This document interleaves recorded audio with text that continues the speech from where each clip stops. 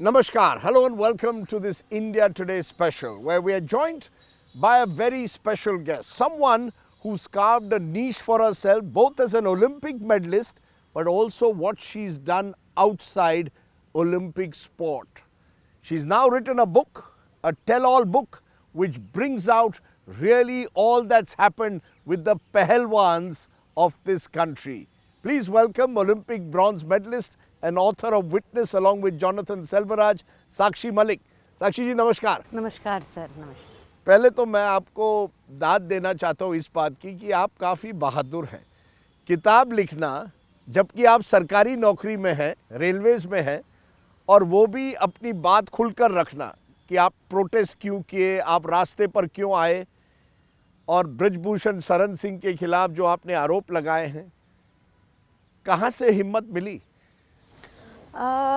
Actually sir, जैसे आपने book में भी पढ़ा होगा तो 2012 में जो मेरे साथ इंसिडेंट हुआ उसके बाद मैं तो चुप रही. मैं अपने दर्शकों को बता दूं, इस किताब में in this book Sakshi Malik writes about an incident in 2012 Asian junior championship in Almaty where she claims Brijbhushan Saran Singh, former BJP MP and Wrestling Federation chief, molested her.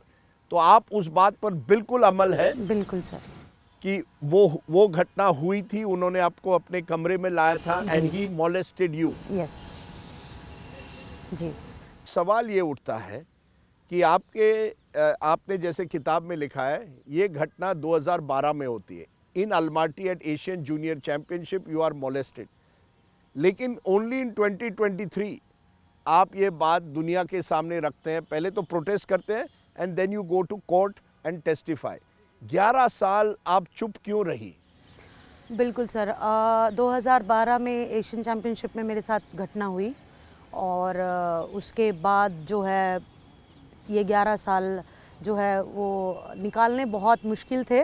लेकिन मैं आपको पूरी स्टोरी बताती हूँ. जैसे जब 2010-11 में जब ब्रिजभूषण आए थे तो उसके कुछ महीने से ही पता चलना शुरू हो गया था सीनियर्स से, लड़कियों से, कि ये हैरेसमेंट करता है या इंटेंशन अच्छी नहीं है. तो फिर वो मन में फियर हो गया था. तो फिर सडन मेरे साथ ये घटना हुई. उसने मतलब सारी चीज़ डिटेल में मेंशन भी है. मुझे लालच देने की भी कोशिश की. मेरे घर मम्मी को भी कॉल्स करता था कि बात करवा दो, ये सारी चीज़ थी. लेकिन मैंने तो बिग नो बोला. मेरे तरफ से रेड फ्लैग था क्योंकि मुझे ऐसा कोई लालच नहीं चाहिए था. और जैसे तैसे करके मैं वहाँ से निकली. और उसके बाद साल इतने इसलिए लग गए सर क्योंकि एक तो बहुत पावरफुल आदमी है और ऊपर से हम सुनते थे, आ रहे थे कि भाई एमपी है और जो बेटे के साथ उसका इंसिडेंट हुआ है या क्रिमिनल भी है, इतने सारे केसेस भी हैं. तो मतलब हमेशा से यूँ एक डर था कि नहीं, अगर आवाज़ उठाई तो मेरा रेसलिंग करियर ख़त्म कर देंगे. और कर भी देते सर. नहीं, उन्होंने आपको कहा कि अगर आप मेरे खिलाफ आवाज़ उठाएंगी आपका रेसलिंग करियर ख़त्म कर देंगी, या ये डर था मन में? खौफ डर था मन में. ये मन में डर था और ये खौफ था कि अगर मैंने आवाज़ उठाई तो मेरे को आगे रेसलिंग ही नहीं करनी दी जाएगी. मेरे मतलब वहीं बंद कर दिया जाएगा. और मेरे पास रेसलिंग के अलावा कोई और चारा भी नहीं था. मतलब जिस चीज़ से मैं इतना प्यार करती हूँ, जिस स्पोर्ट से मैं इतना प्यार करती हूँ और मेरा सपना था ओलंपिक्स तक पहुँचना, अगर मैं 12 में ही आवाज़ उठा देती तो मैं नहीं पहुँच पाती. आज मैं आपके सामने एक ओलंपिक मेडलिस्ट नहीं बैठी होती. आप कह रहे हैं तभी 2012 में ही वो आपका करियर खत्म कर देते अगर आप उनके खिलाफ बोलते. और केवल साक्षी मलिक नहीं, आप कह रहे हैं अन्य ऐसे रेसलर्स कई हैं जिनके खिलाफ इसी तरह से उन्होंने कोशिश की और जिनको चुप रहना पड़ा. बिल्कुल, बहुत सारी अभी भी हैं. हमने प्रोटेस्ट किया. मेरे पास बहुत सारे मैसेज भी आए. यूपी के लड़कियों के मैसेज आए मेरे पास कि जैसे ही प्रोटेस्ट किया तो बोले बहुत अच्छा किया साक्षी. विनेश के पास मैसेज आए, बहुत बढ़िया, वेल डन, इतनी हिम्मत कहाँ से आई, हम आपके साथ हैं. सडनली 2-3 दिन बाद वो मैसेज ऑटोमेटिक डिलीट हो जाते हैं व्हाट्सएप पे. क्यों? क्योंकि एक्चुअल में जिन लड़कियों के साथ उसने हैरेसमेंट किया हुआ था ना, उनके पास ऑलरेडी इन्फॉर्मेशन पहुंच गई थी कि आप इस चीज़ में मत पड़ना वरना इसका भुगतान आपको करना पड़ेगा. तो अगर डर नहीं होता ना उसका तो मैं आपको दिखाती सर, बहुत सारी लड़कियां और प्रोटेस्ट पे आती. नहीं, मैं इसलिए ये सवाल साक्षी जी पूछ रहा हूँ क्योंकि कई जो खास करके ब्रिजभूषण शरण सिंह के समर्थक है वो कहते हैं ये पूरा राजनीति से प्रेरित था. ये पहलवान जो विमेन रेसलर्स है इनको कांग्रेस ने आगे किया मुझे बदनाम करने के लिए पूरा पॉलिटिक्स था, दिस वाज पॉलिटिक्स। नहीं, इसके बारे में बताती हूँ। ये जो है, अगर ये कांग्रेस पार्टी की तरफ से अगर ये प्रोटेस्ट होता तो मैं आपको बता दूं, बीजेपी के 2 हरियाणा के लीडर्स ने हमको प्रोटेस्ट की परमिशन दिलवाई थी, बबीता फोगाट एंड तीरथ राणा। दोनों बीजेपी के लीडर्स हैं। बबीता ने तो चुनाव भी लड़ा था हरियाणा से एमएलए का, तो उसने अप्रोच किया था क्योंकि उसके मन में लालच था कि बृजभूषण की जगह मैं बैठ जाऊं। आप एक बड़ी बात कह रही है जो किताब में भी है, बबीता फोगाट। बिल्कुल सर, ये सच्चाई है। Wrestler and BJP leader was the one who encouraged you Yes. to start the protest. Yes Not no Congress leader, but Babita Phogat encouraged you. Yes, उसने मीटिंग बुलाई, उसने सारे रेसलर्स को बुलाया। ये नहीं है कि हम उसके इन्फ्लुएंस से हुए, ठीक है उसने बुलाया, लेकिन फेडरेशन में जो होता था ये सेक्सुअल हैरेसमेंट का, ये तो होता ही था। लेकिन हमें यूँ था कि ठीक है, अगर बबीता बनेगी, या क्योंकि उसके मन में था ये, हमें भी लगा कि चलो बेटर तो होगा, कोई वुमेन एंट्री करेगी, अच्छी स्पोर्ट्स पर्सन भी है, समझे बीगी। लेकिन हमें नहीं पता था कि वो इतना बड़ा गेम कर जाएगी हमारे साथ। हमें तो यूँ था कि हमारे साथ प्रोटेस्ट में बैठेगी और एज अ रेसलर आवाज़ उठाएगी कि मेरे दौरान भी ये सारी चीज़ें हुई थी, जब मैं रेसलर थी तो मेरे दौरान भी ये सारी चीज़ें मेरे को सुनने में, दिखने में मिलती थी। तो सबसे पहला ये पॉइंट तो यहीं ख़त्म हो गया कि कांग्रेस से इन्फ्लुएंस था ये प्रोटेस्ट, क्योंकि कांग्रेस से होता तो फिर कोई और ही इसके पीछे होता प्रोटेस्ट के। दूसरा, और भी बहुत बृजभूषण ने एलिगेशंस लगाए हैं, लाइक कि ये ख़त्म हो चुके हैं, ये तो हरियाणा वर्सेस यूपी कर रहे हैं, तो बहुत सारे। लेकिन एक तो विनेश ने प्रूव कर दिया, ओलंपिक्स तक गई, ख़त्म होती तो ओलंपिक्स तक कौन जाने देता उसको। ट्रायल्स में जीती, नेशनल चैंपियन बनी, एशिया में जाके उसने ओलंपिक्स के लिए क्वालिफाई किया, फिर वो ओलंपिक्स में गई, ओलंपिक्स में उसने ऐसी लड़की को हराया जो आज तक अनबीटेबल थी। तो ये तो भूल ही जाओ कि हम लोग ख़त्म हो चुके थे, इसलिए हमने प्रोटेस्ट किया। आप लोगों ने प्रोटेस्ट किया क्योंकि आपको लगा कि एक मौका है रेसलिंग फेडरेशन चीफ को बदलने का। बिल्कुल सर, हमने बबीता की बात को एग्री किया, हाँ बहुत अच्छी बात है, और हम इस चीज़ के खिलाफ आवाज़ उठाना भी चाहते हैं। और एक चीज़ और है, जैसे शुरुआत में ही नहीं है कि हम जाके प्रोटेस्ट पे बैठ गए थे। 21 दिसंबर 2023 को जब हमारी लास्ट प्रेस कॉन्फ्रेंस हुई थी, उसमें भी विनेश ने ये चीज़ मेंशन की थी, हम आके तुरंत प्रोटेस्ट पे नहीं बैठे थे कि आ गए और सिर्फ प्रोटेस्ट कर लिया, सोची समझी साजिश थी, इस पार्टी ने इन्फ्लुएंस कर दिया, ये हमारे मन में था। नहीं, विनेश ने एचएम सर को जाके अपनी बात बताई थी, होम मिनिस्टर अमित शाह को बात बताई थी। हाँ, एचएम सर को, और बजरंग और विनेश मिले थे, तो विनेश ने चीज़ मेंशन भी की होगी, विनेश ने की थी ये। विनेश की सारी बातें, हाँ प्रेस कॉन्फ्रेंस उठा के देख ली 21 दिसंबर 2023 की, तो विनेश ने बताया था कि मैं पहले जाके प्रॉब्लम बता चुकी थी कि फेडरेशन में ऐसी ऐसी प्रॉब्लम्स है, सर हमारी हेल्प कीजिए। तो सर ने बोला ठीक है हम हेल्प करते हैं, लेकिन शायद कोई रिस्पांस नहीं आया होगा। तो विनेश ने बताया कोई रिस्पांस नहीं आया मेरे पास कि हम फेडरेशन को ठीक करने वाले हैं। इसीलिए फिर हमने सोचा कि एक यही रास्ता है, प्रोटेस्ट का रास्ता है, जो हमारी आवाज़ को पूरे देश में पहुंचा सकता है और हमारी फेडरेशन को क्लीन कर सकता है। मैंने ये देखा है कि इस किताब में भी लिखा है, कई लोगों ने आपको कई आश्वासन दिए लेकिन लेट डाउन किया। आप कई नाम लेती हैं, उसमें स्पोर्ट्स मिनिस्टर अनुराग ठाकुर, उन्होंने भी आपको कई प्रॉमिसेस किए, और मैरी कॉम जो आपके लिए आइडल आप कहती है, सर, पीटी उषा जो इंडियन ओलंपिक एसोसिएशन की चीफ थी, अमित शाह जो देश के गृह मंत्री है, सबने आपको प्रॉमिस किया, आश्वासन किया, नहीं नहीं आपकी बात हम सुनेंगे, कुछ करेंगे। किसी ने कुछ नहीं किया। Did you feel let down कि इतने लोगों ने आपको आश्वासन दिया but you felt let down? सबसे पहली बात तो बताना चाहूँगी सर, कोई समझे ना समझे, लेकिन एक फीमेल एथलीट का दर्द फीमेल एथलीट ईजिली समझ सकती है। जब एड ऑफ कमेटी बनाई गई, एड ऑफ कमेटी में जब लड़कियां बयान दे रही थी और जब मैं बोल रही थी, तो मैरी कॉम जी पूरा हमारे सपोर्ट में थी, पूरा भावुक थी कि ओ माय गॉड मैं पूरी हेल्प करूंगी, आपके साथ ऐसा हुआ, मेरे साथ भी, मेरी भी सिमिलर सी स्टोरी है। ये मैं उनके वर्ड्स बता रही हूँ सर। और जो एक फीमेल जज थी वहाँ बीच में थी एड ऑफ कमेटी के, और एक दो और कमेटी के मेंबर्स थे वो रोए हैं, छोटी छोटी बच्चियों की स्टोरी सुन के रोए हैं कि आप चिंता मत करो, क्योंकि हमारे पास तो वही चाह रहा था कि एड ऑफ कमेटी बना दी, वहाँ जाके लड़कियाँ, हम सब ने वहाँ जाके अपनी स्टोरीज बताई, बयान दिए, और वो सब इमोशनल हो गए, और हमें वहाँ से भी बहुत अच्छा ऐसे सेटिस्फैक्ट्री जवाब मिला कि सब कुछ नीट एंड क्लीन हो जाएगा, आप रो मत। और सब भावुक थे वहाँ पे। लेकिन नतीजा क्या मिलता है, 1 महीना, 2 महीना, 3 महीना, कुछ भी नहीं।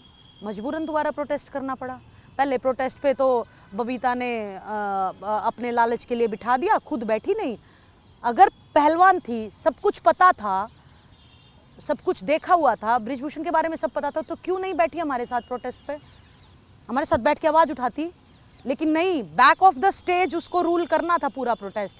और नतीजा क्या निकला, हमारा यूज हुआ सिर्फ। You were used. You claim that पहले आपका प्रोटेस्ट में हम यूज्ड थे। आपका इस्तेमाल किया गया, और आखिर में वो सीन है जब आपको रास्ते पे ड्रैग कर देते हैं, पुलिस वहां से निकालते हैं, तब कभी क्या मन में गुजर रहा था कि आप ओलंपिक मेडलिस्ट है, पुलिस आपको उस तरह से खींच कर लेकर जा रही है? मैं तो सर थोड़ा सा इस तरीके की लड़की हूँ, मैं थोड़ा आर्ग्यूमेंट करने में से भी डरती हूँ। मैं मतलब एग्रेसिव नहीं हूँ, मैं किसी से झगड़ा नहीं करती या जो भी है। तो सडन वो सारी चीज़ें हुई ना। हाँ, प्रोटेस्ट पे खूब मन में मोटिवेशन था, खूब जोश था कि नहीं, बहुत अच्छी लड़ाई लड़ रहे हैं हम, एक गलत के खिलाफ आवाज़ लड़ रहे हैं हम। तो पूरा मन में पूरा वो था। लेकिन वो जिस दिन हुआ ना, उस दिन तो मतलब अनबिलीवेबल था कि एक ओलंपिक मेडलिस्ट, मैं नहीं, बजरंग, विनेश और संगीता, सत्यव्रत, सबको कितनी बुरी तरीके से उन्होंने मतलब घसीट के बसों में डाला। जबकि हम कोई किसी को मार नहीं रहे थे, हम कोई वायलेंस नहीं कर रहे थे, हम तो सिर्फ ये कह रहे थे कि हम चुपचाप वॉक करेंगे। और गुस्सा था, दुख था, क्या था उस समय जब आपको ड्रैग आउट किया गया था? आपके मन में क्या चल रहा था? ज़्यादा था, गुस्सा भी था, आप मिक्स मान लो। दुख इतना था कि मतलब इतना भी हो सकता है, मतलब कि मतलब लिटरली कैसे घसीटा जा रहा है। उस दिन की अगर आप मेरी हालत देख ले तो यहाँ से स्क्रैचेस, क्योंकि पुलिस वाली जो पुलिस कांस्टेबल्स थी वो इतनी बुरी तरीके से हमें खींच रही थी। साक्षी, इस पूरे प्रोटेस्ट के बाद एक तरह से आप लोग नेशनल फिगर्स बन गए। आप वैसे ही नेशनल फिगर्स थे, स्पोर्ट्स पर्सन। अब आप नेशनल फिगर्स बन गई एंटी एस्टैब्लिशमेंट, सरकार के खिलाफ एक तरह से, जिसमें विनेश फोगाट का सरकार के खिलाफ नहीं, मैं ये चीज थोड़ा करेक्ट करना चाहूंगी, रेसलिंग फेडरेशन के खिलाफ। सिर्फ हमारी जो लड़ाई थी वो एक आदमी के खिलाफ थी, बृजभूषण के खिलाफ थी। नरेंद्र मोदी सरकार के खिलाफ नहीं थी, वो हम हमेशा से भाजपा के खिलाफ नहीं थी, वो हम हमेशा से बोलते हैं। मैं आज भी बोल रही हूँ, मैंने पहले भी बोला है, मेरी लड़ाई, हमारी लड़ाई किसी पॉलिटिकल पार्टी से या किसी सरकार से या प्राइम मिनिस्टर सर से या एचएम सर से कभी नहीं थी। हमारी लड़ाई सिर्फ एक पर्टिकुलर आदमी से थी, बृजभूषण से थी, कि उसको हटाया जाए। और हमें कुछ लेकिन जिस तरह से नैरेटिव बना, और खास करके जब विनेश ने अब कांग्रेस की टिकट पर चुनाव लड़ा, तो फिर ये बात और भी निकली कि विनेश फोगाट जो है अब कांग्रेस की टिकट पे लड़ रही है। दीपेंद्र हुड्डा और हुड्डा परिवार उनका इस्तेमाल कर रहे हैं, कांग्रेस उनको हरियाणा चुनाव में इस्तेमाल कर रही है। किस तरह से देखती है? क्या विनेश फोगाट ने, आपको लगता है, सही निर्णय लिया? पॉलिटिक्स ज्वाइन करके पहला चुनाव जीत भी गई हैं। देखो, वो लाइफ बहुत लंबी है और स्पोर्ट्स लाइफ बिल्कुल इतनी सी है। लाइफ इतनी है तो स्पोर्ट्स लाइफ बिल्कुल इतनी सी है। तो बजरंग और विनेश ने अगर ये डिसीजन लिया तो उनका निजी फैसला है, तो मैं उनको बधाई देना चाहूँगी। अभी तो वो जीत भी गई है और उनको ये लगा, उन्होंने अपने बयान में भी बोला, और कि शायद 40 दिन तक हम रोड पे थे, अगर हमारी बात नहीं सुनी गई तो शायद सत्ता में जा करके हमारी कोई बात सुन ले। तो वो उनका डिसीजन था सर, वो उनका था। जो उनका डिसीजन है, आप उसका समर्थन करती हैं? मैं ना समर्थन करती हूँ ना कुछ करती हूँ, वो उनका फैसला था। लेकिन मेरा फैसला ये है कि मैं आज भी डट के खड़ी हूँ और मैं, मेरी लड़ाई जो है, जो इससे डे फर्स्ट से लेके टिल नाउ तक लड़ाई मेरी जारी है। कोर्ट में केस चल रहा है, मैं आज भी उस बात पे स्टैंड करती हूँ, मैं हमेशा उस बात पे स्टैंड कर रही रहूँगी। मैं इसलिए आपसे पूछ रहा हूँ क्योंकि मुझे ये भी पता चला है कि आपको भी टिकट ऑफर की गई थी। ये भी कहा गया था कि कांग्रेस ने आपको मथुरा से टिकट ऑफर की थी। ये सही है ना? हाँ, लोकसभा चुनाव के पहले कि साक्षी मलिक आप लड़िए हेमा मालिनी के खिलाफ मथुरा से। हाँ, आया था सर ऑफर, लेकिन That is true. यस, पर ऐसा मेरा कोई मन नहीं था, ना ही मेरा मन अभी है कि मैं पॉलिटिकल हूँ या पॉलिटिक्स में जाऊँ। आगे की बहुत लाइफ है, वो देख लेंगे, क्योंकि लाइफ का कुछ नहीं पता, अनप्रेडिक्टेबल है। लेकिन मेरा अभी तक मन नहीं है कि मैं पॉलिटिकल, कभी नहीं सोचा कि ये मथुरा से लड़ लेते हेमा मालिनी के खिलाफ? सोचिए, साक्षी मलिक बनाम हेमा मालिनी चुनाव होता। नहीं। लेकिन एक सवाल इसमें उठता है कि इस किताब में भी आप लिखती हैं कि आपके रेसलर्स में भी एक डिवाइड हो गई, even with Vinesh and Bajrang. when they sought exemption from trials, जब विनेश और बजरंग ने कहा हमको ट्रायल से एग्जेम्पशन चाहिए फॉर एशियन गेम्स, और आपको लगा दैट वाज रॉन्ग, आपने नहीं करना चाहिए था, सरकार के या रेसलिंग फेडरेशन के सामने बिल्कुल झुकना नहीं चाहिए, we should never have asked for any exemption.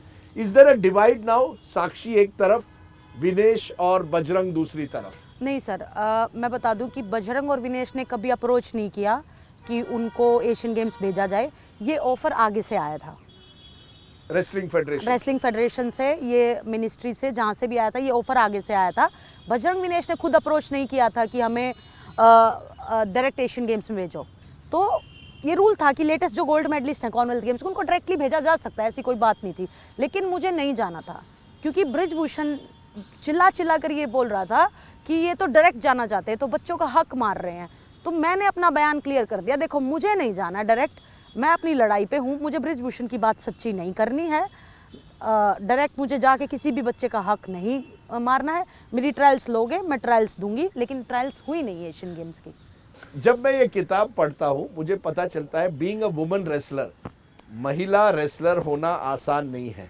जी जो आपकी स्ट्रगल रही है, आपके पिताजी बस कंडक्टर थे, जी आपने बहुत मेहनत करके रोहतक से एक बड़ा नाम अपना कमाया.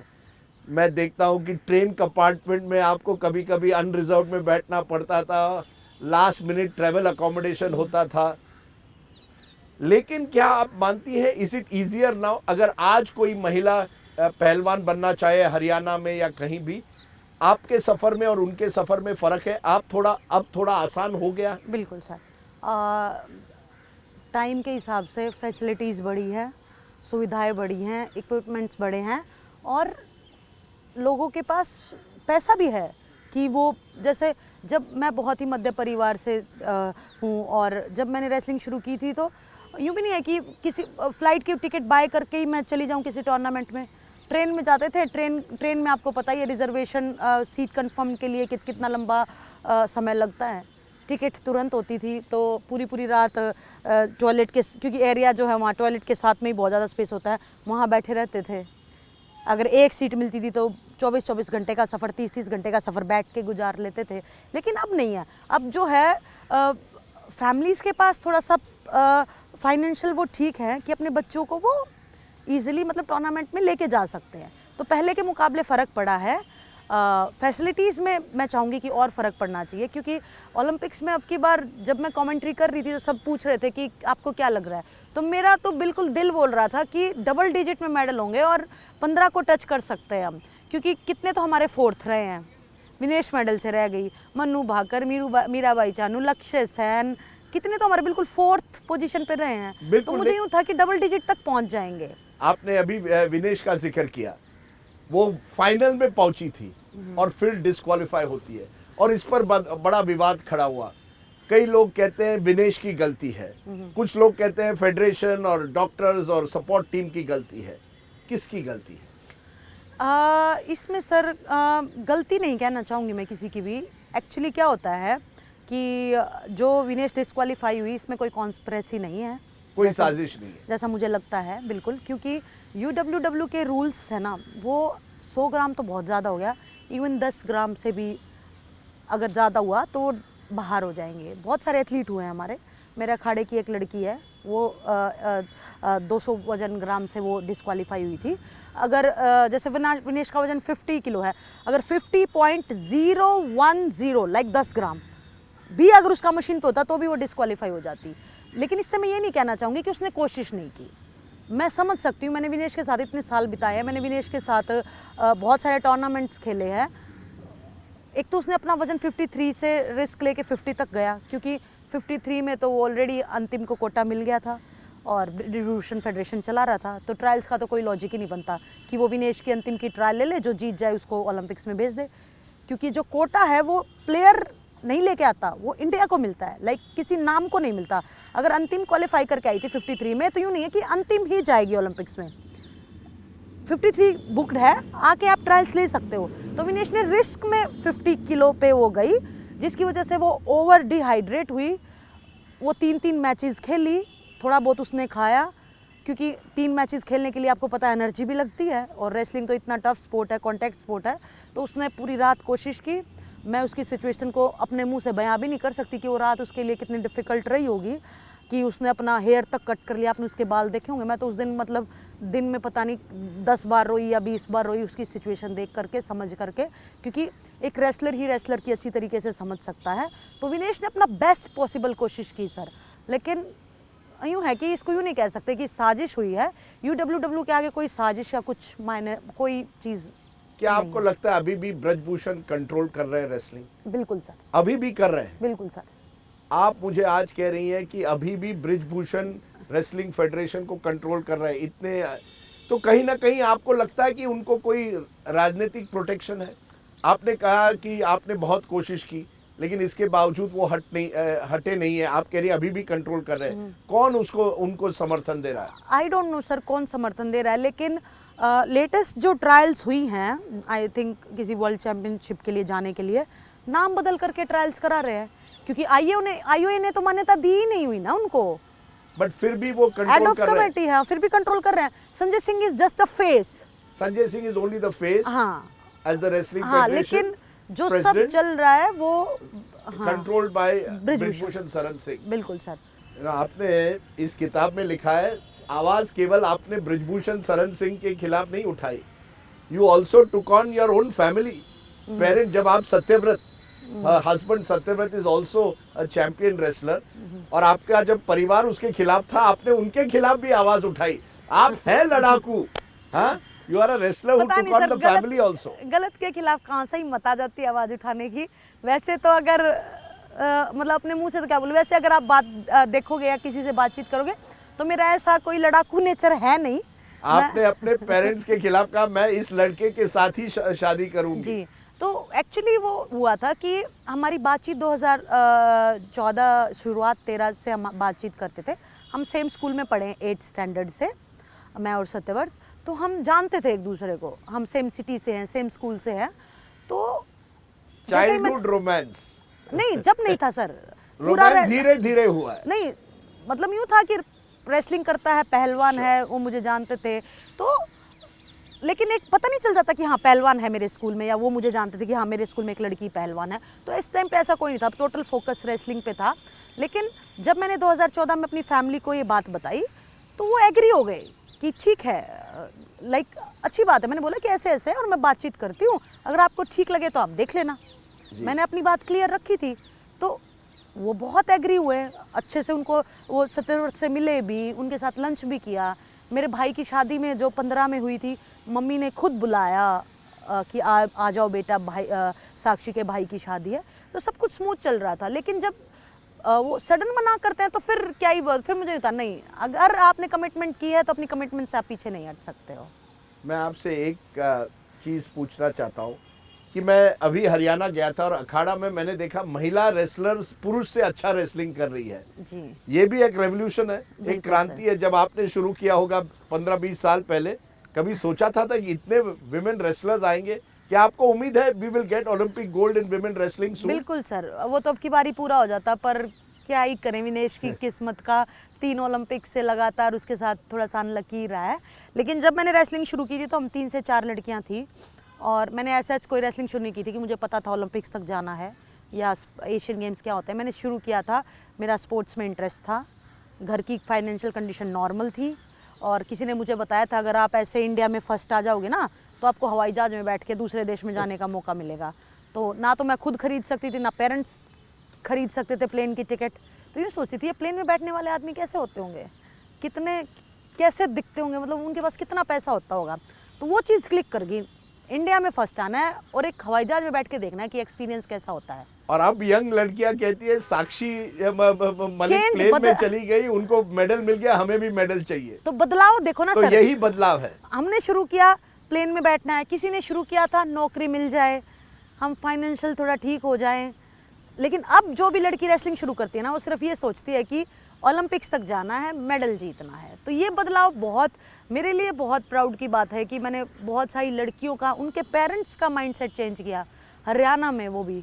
और उसके साथ साथ आपने लड़कियों को हिम्मत दी है कि आवाज़ उठाइए। आवाज़ और ये किताब भी एक तरह से आप अपनी आवाज दुनिया तक पहुंचाना चाहती है। जी बिल्कुल ना, बिल्कुल सर कि अब बिल्कुल। लड़की हो या कोई भी हो, अगर आपके खिलाफ कोई भी यौन शोषण हो, कोई भी मोलेस्टेशन हो, कुछ आवाज भी गलत हो उठाए। आवाज उठाओ सर।